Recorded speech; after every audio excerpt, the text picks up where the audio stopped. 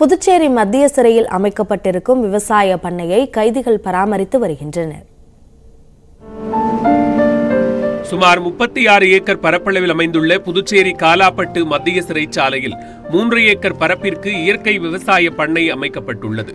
60 வகையிலான பழச்செடிகள், மூலிகை செடிகள் என 50,000 செடிகளுடன் காட்சியளிக்கும் இந்த பண்ணையில் மாடு, ஆடு மற்றும் முயல்கள் வளர்க்கப்படுகின்றன. சிறைச்சாலையை பசுமையாக்கும் முயற்சியாக தொடங்கப்பட்ட இந்த ஒருங்கிணைந்த பண்ணையை காலாப்பட்டு சிறையில் இருக்கும் கைதிகள் பராமரித்து வருகின்றனர்.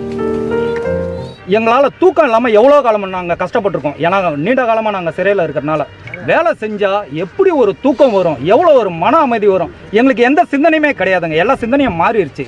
விவசாயம் மட்டுமே. இன்னைக்கு வச்ச விதை நாளைக்கு எப்படி இருக்குமோன்னு ஒரு ஆர்வத்தில் காலையில் ஏந்திரிச்சு வந்து பார்க்குறோம். அது மலர்ந்து இருக்கக்குள்ள எங்களோட மனசும் மலர்ந்து இருக்கு. விவசாயிங்களோட கஷ்டம் என்னன்றது நாங்களே இவ்வளோ காலமாக எங்களுக்கு தெரியாது. ஒரு செடி அழுகுதுன்னா யாரோ விவசாயி விளைக்கிறான், நான் சாப்பிட்றேன், அவ்வளோதான் எனக்கு தெரிஞ்சது. இன்னைக்கு ஒரு செடி கருகி போனா அவ்வளோ கஷ்டம் வருது எங்களுக்கு. கைதிகளின் மறுவாழ்வுக்காக மனநல மற்றும் உடல்நல பயிற்சிகளை அளிக்கும் தனியார் அமைப்பு சிறைச்சாலையில் இயற்கை விவசாய பண்ணையை அமைத்திருக்கிறது.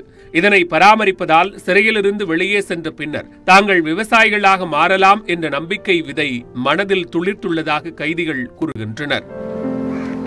மர்டர் மணிகண்டன்றவன் இன்னைக்கு விவசாயம் ஆகிக்கிறோம்னாக்கா அதுக்கு எங்க சிறை அதிகாரிகள் தான் முழு காரணமே. நிறைய தாட்டி சொல்லிக்கிறோம், நாங்கள் திருந்திட்டோம் சொல்லி வெறும் வாயால சொன்னாக்கா யாருக்குமே புரியாது. நாங்கள் திருந்தலாம் தான் நினைப்பாங்க. முதல் முறையா நாங்கள் திருந்திட்டோம்ன்றது நீங்க இதெல்லாம் பாக்குறீங்க பார்த்தீங்களா? இதுதான் எங்களோட உழைப்பு. 15 நாள்ல இப்படி ஒரு மாற்றத்தை சிறைச்சாலைக்குள்ள கொண்டு வந்துக்கிறோம். நாளொன்றுக்கு 56 ரூபாய் சம்பளம் பெற்று வந்த நிலையில் தற்போது பண்ணையை பராமரிப்பதன் மூலமாக 200 ரூபாய் பெறுவதாக கைதிகள் மகிழ்ச்சி தெரிவிக்கின்றனர். அதே சமயம் தண்டனை காலம் முடிந்த பிறகும் பல ஆண்டுகளாக தங்களில் சிலர் சிறைவாசம் அனுபவிப்பதாகவும் அவர்களை அரசு விரைவில் விடுதலை செய்ய வேண்டும் என்றும் வேண்டுகோள் விடுத்துள்ளனர்.